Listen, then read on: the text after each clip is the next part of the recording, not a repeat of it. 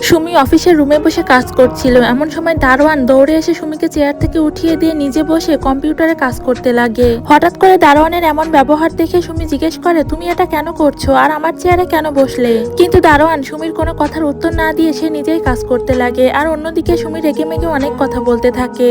এর ভেতরেই তাদের কোম্পানির বস সুমির রুমে এসে জিজ্ঞেস করে, কি ব্যাপার সুমি, তুমি সেই প্রজেক্টটি এখনো সাবমিট করোনি কেন? সুমি তখন আমতা আমতা করে বলে, আসলে স্যার প্রজেক্টটি আমি এখনো শেষ করতে পারিনি, কালকের মধ্যেই সাবমিট করে দিব। কালকে সাবমিট করার কথা শুনে অফিসের বস সুমির উপর অনেক রাগারাগি করে, কারণ প্রজেক্টটি আজকেই সাবমিট করার কথা ছিল, না হলে কোম্পানির অনেক বড় লস হয়ে যাবে।